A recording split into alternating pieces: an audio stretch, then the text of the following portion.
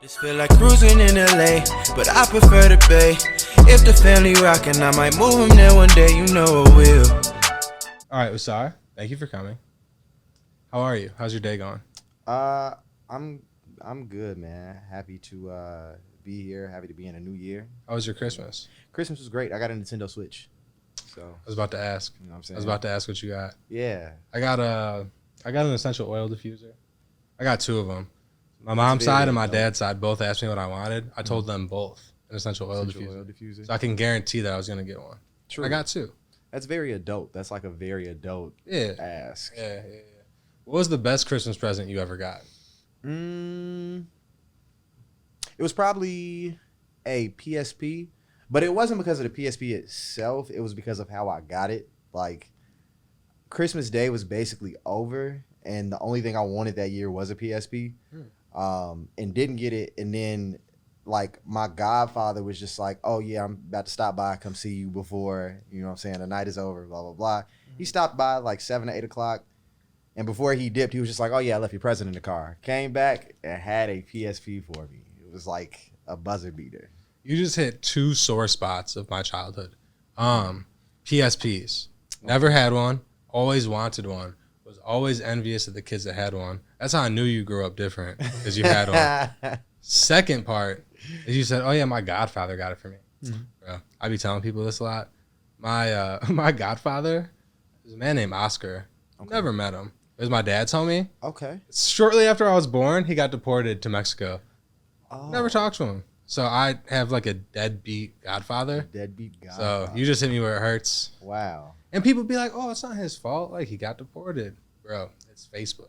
Like, Facebook's a thing. He could have messaged me something. I at least want, I'm 25. I need like at least like 20 years of birthday cards or some shit. No, he definitely owes you. He owes me a little bag. He does. Or something.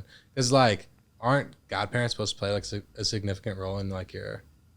They are. Low-key, it's funny that we're having this conversation. I literally just became a godparent. Like, one of my homies just had a baby girl, and she made me the godparent. So shout out to Brooklyn. I hope she sees this later on in life and realizes that I like shouted her out in the interview. Damn. Yeah. How do you feel? Do you feel like a sense of responsibility for this life? I do. It caught me super off guard because I didn't see it coming. Yeah. But like, I was immediately excited at the same time. It's like, true. I can be in a position where, like how my godparents were to me, where it's like I can show up when you need me, I can spoil you, I can do just everything I can to like add to you, and I think that's dope. Yeah. What part of Chicago did you grow up in? South side of Chicago and over east. And then my pops stayed out in the south suburbs. Yeah. You hooped in high school? I did hoop in high school. Okay. Tell me about Ausar, the basketball player. Sorry to cut you off. Because at the Lyrical Court, I haven't seen anything like special. Well, here's what I say before I even get into that. If you're talking about an actual basketball court, you can ask any of the other Chicago rappers that you interview who have played with me about me, and they can tell you what the scouting report is. Chris Patrick told me himself that you are trash. Chris lied to you like that? He eats Arby's. Why are you believing anything that Chris Patrick says? Is my question. He does eat Arby's. Wait, I thought you eat Arby's too. Oh, absolutely not. Absolutely not. So what's the thing with Arby's? I've seen it on your timeline a lot. So with me, there's nothing with Arby's because I don't eat at Arby's. Arby's is actually a front for something else. They money launder. They have to. But it's become an ongoing debate that CXR as a unit eats Arby's. Really is just the homie Dende who eats Arby's, and we give him a hard time about it. Dende. Yeah. Oof. Yeah. That's a bad look. Yeah, it is. Is it true that you failed 8th grade? I did. Tell me about fail it. 8th grade. I did fail 8th grade. In 7th grade, I transferred from a school in the burbs to a gifted school called Skinner. And they teach like 2 grade levels above. And I was like proficient enough at math, but coming into 7th grade, they were teaching stuff I had never seen before. they kind of pushed me along from 7th to 8th grade, even though I wasn't ready. And then in 8th grade, I just didn't meet any of the proficiencies in math that were necessary. Can we talk about how many lives math has probably fucked over? Mine included. I only dropped out of college only because of math. It was like I hit a certain point and I just peaked. I was like, I can't go anymore. I feel that I wanted to be an engineering student when I first got to college. Really? Yeah, chemical engineering was what I wanted to go into. They instantly were like, no, and put me in chemistry. And then I got into a physics class that had a whole lot of math in it. And that's what made me switch my major and just say, I'm never doing chemistry again. What made you decide to go to University of Illinois in the first place? It was a couple of different things, honestly. One of them was I just knew I wanted to get out the city. And my mom, if she watches this, I want her to know that I love her very much. But she was just being very strict on, you're not leaving. She didn't want me to leave Chicago. Really? Yeah, she didn't want me to leave Chicago. Why? She just wanted to keep an eye on me. That's what it was. She was worried about you. Yeah. Okay.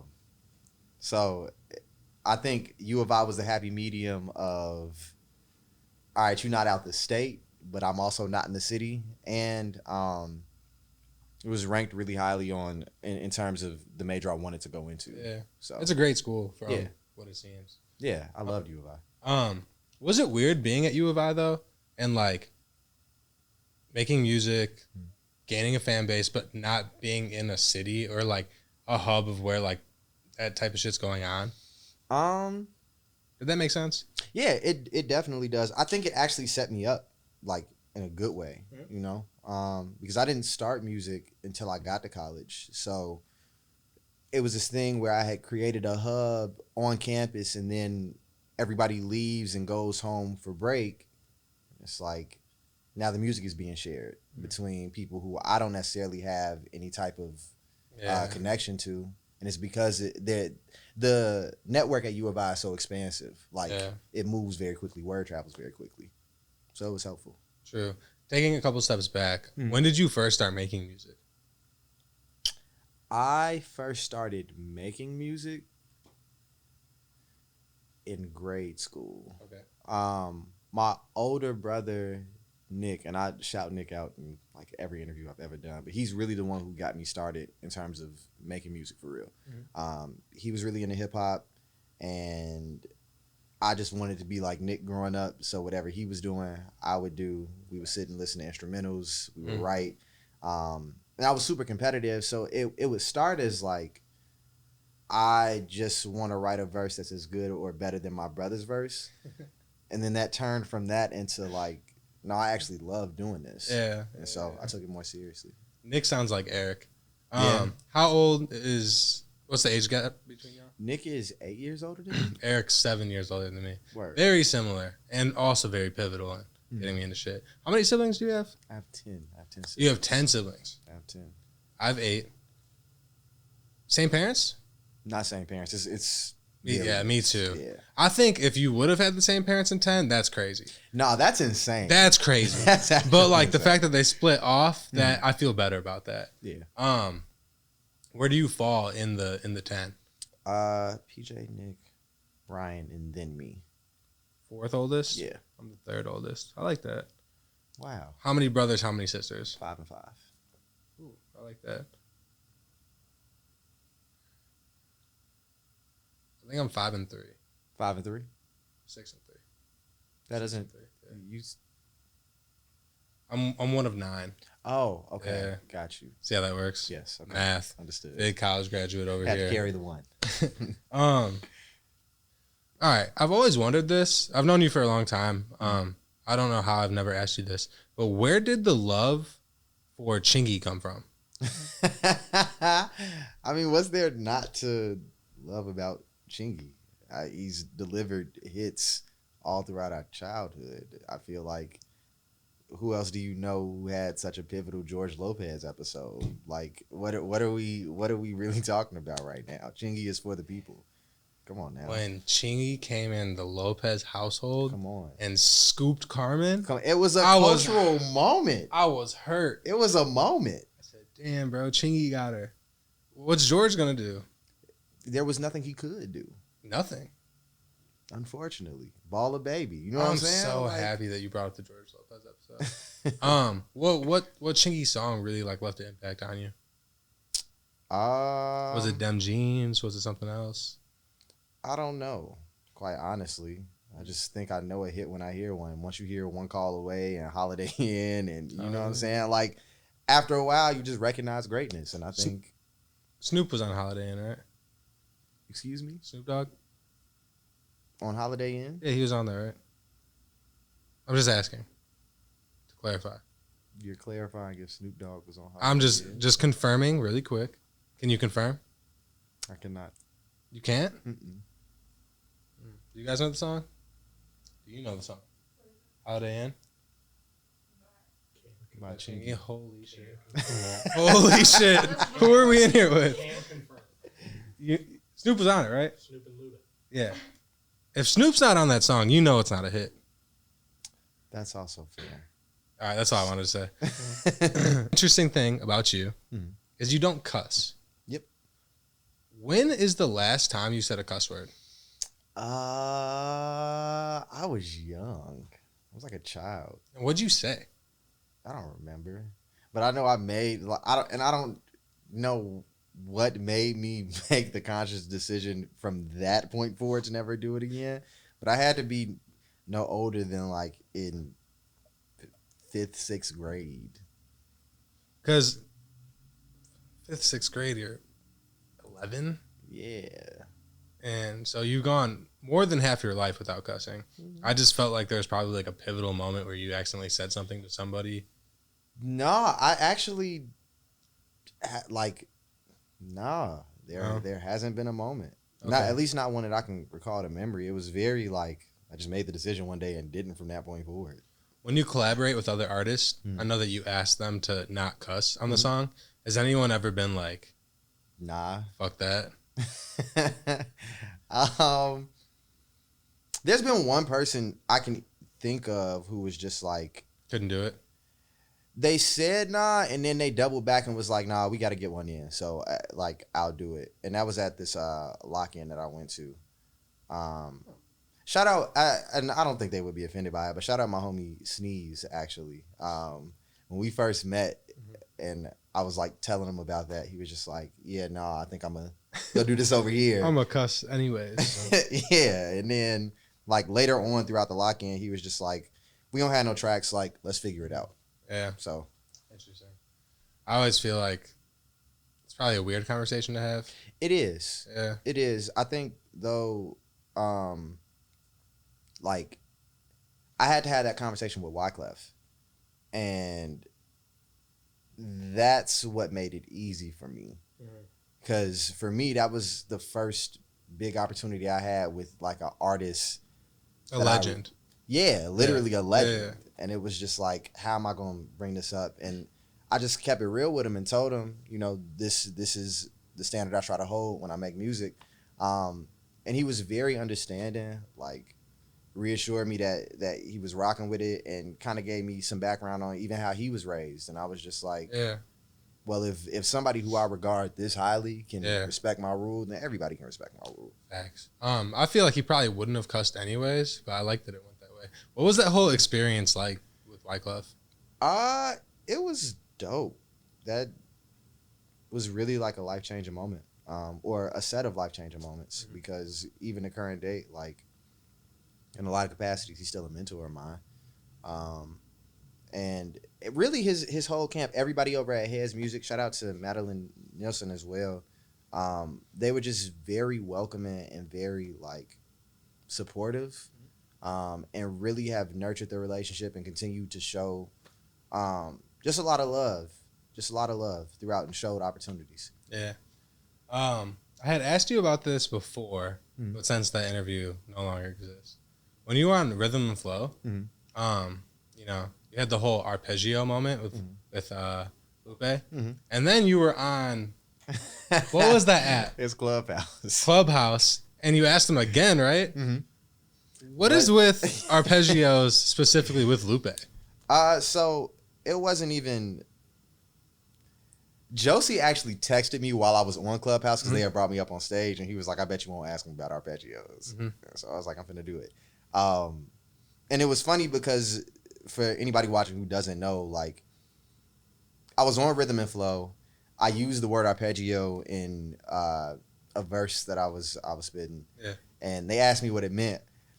I was like super nervous. It was the first person auditioning for Chicago, and I gave them a definition, but it wasn't like. It wasn't spot on. It wasn't necessarily wrong, but it wasn't spot on. And so that stuck with everybody. Fast forward, we got on Clubhouse, and I just hopped on the stage, and I had a question about his writing. Yeah. Because he was writing a verse on Clubhouse. It was phenomenal. Yeah. Yeah, it was crazy. But asked him a question about his writing process, and then at the end of it was just like, by the way, do you know what arpeggio means? And at first he was like confused, and he was like, "Oh, Ausar, blah blah blah." And yeah, he explained to everybody how he knew who I was, and it was a really cool moment. Yeah, I like that. Clubhouse had a little run for a second there. It did. I tried to like it.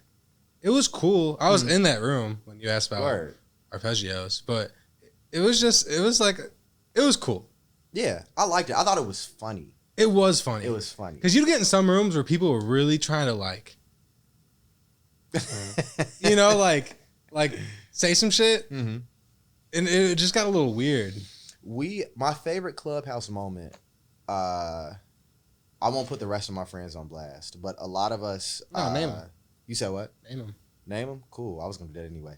I think it was me, Chris, my homie Third, and a few other people. We got in there and like changed our Abbeys to white men, and we changed the name of the group to White Men's Influence in Hip Hop. Yeah, that was us. I remember that. And it was just the funniest. It transferred over to Twitter. It went viral. Like, yeah, I saw it on Twitter. Yeah, it was so funny. That was such a fun day. Such a fun day. That's hilarious. Yeah. How long have we known each other? Because I remember the first time I interviewed you was in 2016 on the website. When did we meet? Do you remember? 2015 at the Cipher. That was the first time we met. It was 2015 at the Cipher. Can you explain what's going on in this clip?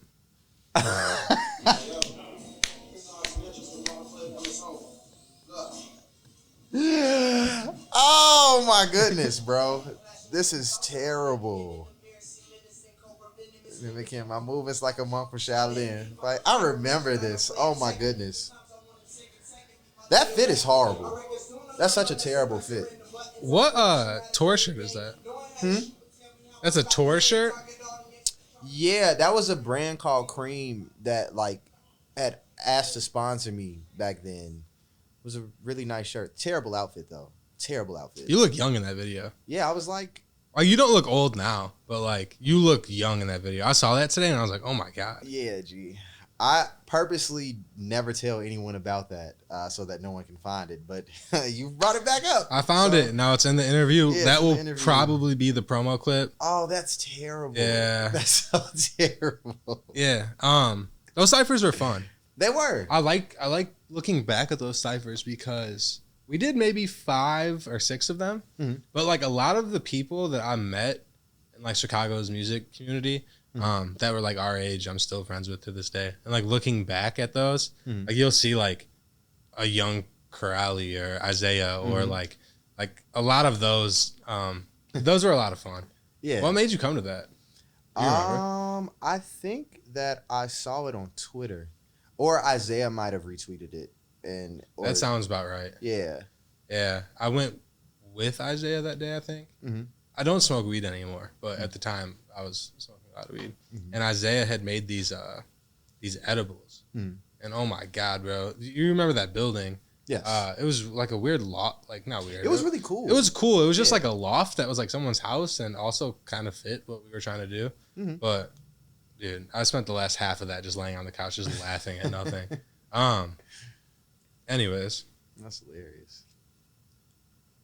Flight of the Honeybee is just over what, a year and some change? A year and some change at this point, yeah. Looking back, what does that project mean to you? Flight of the Honeybee was a pivot for me. Mhm. I think for the longest time I had been working on this album that No, we'll talk about it for sure. I know we will. We had been working on this album and like I felt like we had just started picking up steam, and then the pandemic hit, and it was like, why am I working on an album when I'm not going to be able to tour for it or do anything I want to with it if we stuck inside the house? Yeah. But I hadn't dropped music in so long. It was just like I need to do something. But what it did for me was it's interesting when you're working on something and everybody's waiting on it, because there's like this sense of pressure that's there. It's like everybody wants this. This has to be perfect. Versus a project that you go and set out to do that no one knows about. You can be free. You can be expressive. You can do whatever you want to do because no one knows about it. You know what I'm saying? And it taught me to trust myself more. Mm-hmm. It taught me to get a little bit more experimental in how I deliver my message. It showed me that none of my ideas are necessarily crazy. It's all about how I implement them and how I execute them. Yeah. And it was a huge step in my career as well. Just the theme, like what made you decide to go the Honeybee route?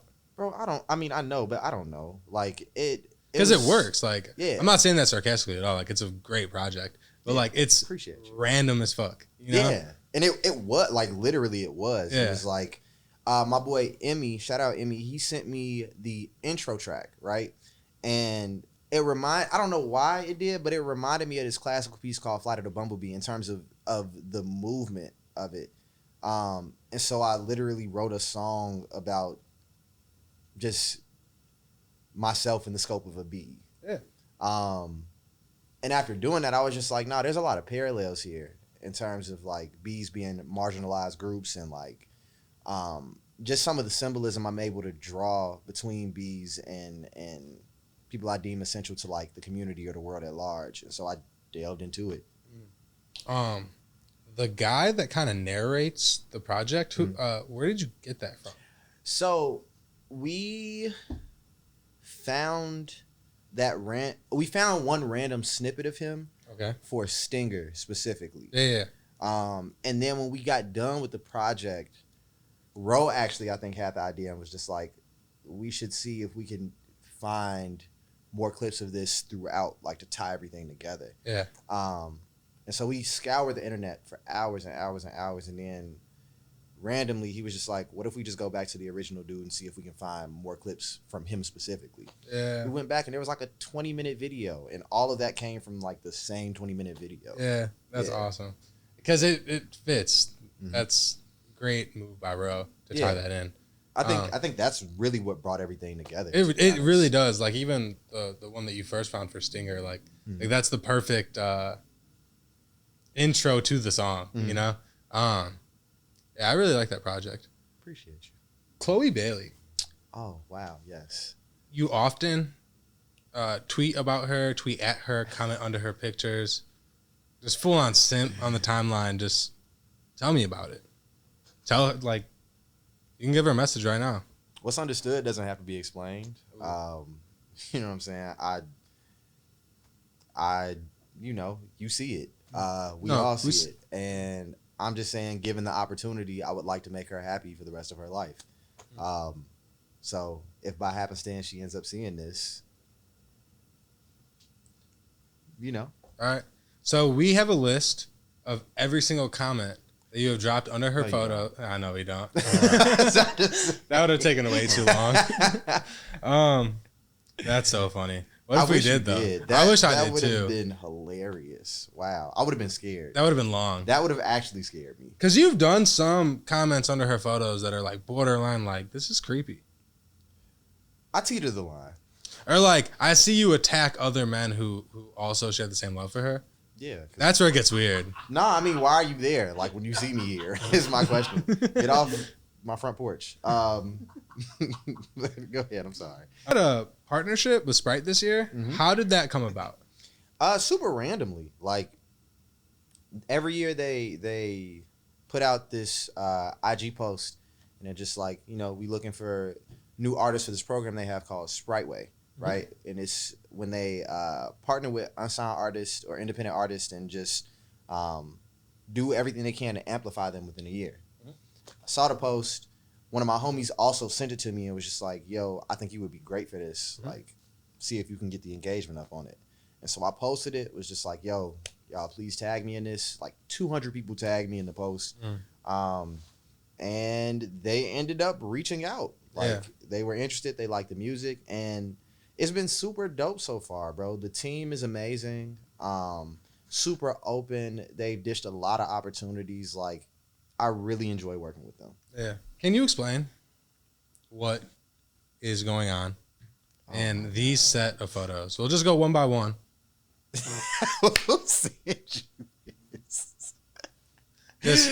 is, I don't know. I like to take my homies' phones and just send random pictures from time to time. I don't have any rationale behind this. Okay. It's funny, though. Each one I want you to explain as we go. Okay, so this is a picture of me in Ro's basement. This is where we used to record at. It was cold. It was always cold in Ro's basement at his old crib. So I was just sitting there, and then someone rudely took a picture of me, and then Boots decided to take that picture and make a fake album cover, which you see here. Yeah, I don't know who Boots is, but he does God's work. he goes crazy. He is a menace to society, but I love him. Keep going. This is another Boots special. I don't know. So Ro, his either his father-in-law or his stepfather, one of the two, refers to me as the Honey Man. I have no clue why, but that's become a running joke. And so Boots decided to make stickers. And I think he also made a shirt that literally says this. He has a shirt that says the Honey Man approves. That's amazing. Yeah. Do you refer to yourself as the Honey Man? No, I would never do that. No. Making sure. Next. I don't know who made this one. I want to say this was... Let's go to the next one. He's struggling. Yeah, I don't know who made that one. This is you trying to flag down a taxi? No, this is actually me here the last time I was here for a lyrical interview. Our first interview. Crazy. Was that the first one? Yeah. Oh, wow. Yeah. That's hilarious. This was me spending the day in Millennium Park with my family when I was really, really young. It was my dad, my little sister, my stepmom, and my little brother. That's hilarious. Okay, let's talk about this picture. I look very upset. I am actually just in the studio listening to music. We were at a session in Jersey. It was the Sanctuary Sessions. I'm in there clearly deep in thought. Whatever was playing was really hard. This is the face I make when music is really hard. And this turned into a meme that everybody has been using since, It's almost the perfect meme, like picture. Because you look like an upset father right here. I do. I'm also mad because I really like that shirt. It's a Joe Fresh Goods joint. And I can't wear it anymore because when I do, people immediately equate it to this picture. You can go to the next one. Yeah. Another boot special. There are layers to this. So you were bald in middle school? No. This is high school, actually, which is even funnier. There are so many layers to this. This was a picture for a Teachers Appreciation Week originally. And they had me doing interviews because I was student council president at the time. I'm mad that Boots made me bald in this because the original picture is just as bad. Like, I had a box cut at the time. It wasn't picked out. It was very matted to my head. Could have used the original. It would have been fine. And then he just decided to put more TikTok freestyles on the side, which is a tweet I put up because I'm going to be doing more TikTok freestyles. How many followers you got on TikTok? Not a lot. I think, like, maybe a 100 or so. Okay. Yeah. It's one of those platforms where it seems pretty easy to build your following. Like, it is. It's not. So TikTok is great. Yeah. I think I just need to get acclimated with it. Yeah, facts. Yeah. Every time I use it, I gain traction. Facts. A night at the Cheesecake Factory? This yet another layered joke. We were arguing with I can't remember his last name right now, but his name is Gary. He's actually the voice of AJ on the Fairly Odd Parents. Yeah, very randomly. Okay. I forgot. Oh, I put up a tweet and it was like, as a Drake, why are you going to the Cheesecake Factory? Yeah, it was just a random funny tweet. And then he quoted it and was like, why can't Drake go to the Cheesecake Factory? And I was like, it was just a joke. Like, I don't really mean this. Yeah. And it turned into a whole different argument, blah, blah, blah, blah. Long story short, it ended up turning funny. And we ended up getting cool. And then Boots made this as like a meme to encapsulate everything that happened. Oh, this was another Boots special. I don't know why this happened. I literally don't even know the story behind this. I think Boots just got bored one day and decided to make a milk ad for homies just because. Okay. Yeah. Sometimes there's no real rationale behind what Boots does. He just does it. Who is Boots? Boots is my creative director for all of my content. Just the funniest person in the world. I met him out in Champaign. You went to college with him? No, Boots actually. So, Boots lives in Champaign, and he frequents like hip hop shows and shoots videos and shoots pictures at shows. And he came and saw me perform one day and just believed in what I did and was like, "I want to shoot a video for you." Never got to finish the video, but like we just stayed connected from there. I really enjoyed who he was as a person, and he supported everything I did. So. Yeah. There's always that conversation, right? Mm-hmm. Chicago's music community doesn't have this, whatever Atlanta has, whatever LA has, New York has. Mm-hmm. What do you think is missing within Chicago's music community?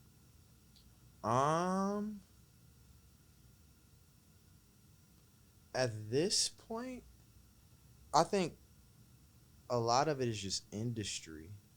Like, I think I've gotten a chance to travel a little bit more over the past year and a half. Flex. Not a flex, just, you know.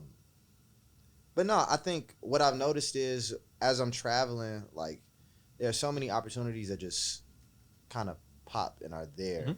Mm-hmm. And I think for a lot of artists here, it's kind of a little more difficult to find those resources and those avenues. Because they're here. Some are at least, but it's just not as abundant. You know what I'm saying? It's a lot easier in a lot of other places. So I would say industry. For as long as I've known you, you have told me, oh yeah, I'm working on this album. Mm-hmm. In 2016, you were telling me this. In 2017, you were telling me this. 2018, 2019. Literally almost a decade. You have been almost. You have been telling me that you are working on this project called David. Mm-hmm. I interviewed you a year and a half ago, and you told me it was dropping by the end of the year. Sure did. 2019. You have told me a dozen times that it's coming out soon, and it has never came out. You're right.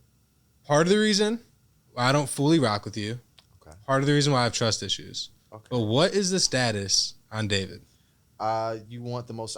You know what, Elliot? I owe this to you. So I'm going to give you the full and honest truth. I'd agree. Elliot, David is not coming anytime soon. This fucking guy. Here's the other half of that, though. There is an album coming this year. Okay. David has been super fun to work on. It's been like my baby for the last at least 4 or 5 years. You know what I'm saying? Like, put a lot of time and effort into it. And I think the issue was... I put too much stress and strain on it. And so I pivoted. There was a song that I worked on the last time I was in LA, and I kind of hit a pocket, and I was like, this is fun. This is very different from anything I'm working on for my album, though. Okay. And I came back home. I thought everybody would kind of be mad at me on my team if I was like, yo, like, I think I found something. Mm-hmm. But they heard what I had been working on and were just like, nah, you, like, stay here. Yeah. And so I am working on a project, and it is called Ink. Okay. It's called Ink. Can you say anything more about it? Yeah, Ink stands for I Now Know. It's a lot of it is basically just rooted around like how I've dealt with fear my entire life, and kind of the nuances and the relationships I've had with fear over time. I think it's gonna be really, really cool for everybody to hear. Got some cool features that I'm working out. Got some cool, like, different sounds for me. A lot of stuff is probably gonna be kind of surprising to hear. Yeah. But I'm excited. I'm super excited. This is the most excited I've been about music I've made in a minute. Yeah. So. Okay. Yeah. I love that. I love that idea too. Like fear plays such a big role in so many things that people don't even realize. Yeah. And I'm excited to hear what that's going to sound like. Appreciate you. And I now know that David's not coming out, so I can go fuck myself. All right. Last question. Today is January 4th. What are some of your goals for this year? Some of my goals from this year, get this album out, stay consistent with the release of music throughout the entire year, find more balance. I have a whole list that I wrote out. Definitely more shows, some festivals this year. I want to be able to do I want to work with a lot more people this year. I think last year, once I started traveling more and working with more people, I realized how fun it is to collaborate with other people around me outside of just producers, because I do that a lot, but with other artists, you know what I'm saying, outside of the producers. And I just want to, I want to increase everything we've been working on tenfold this year. I don't want to take my foot off the gas. That's the goal. You know what, hey, you know what, hey, you know what,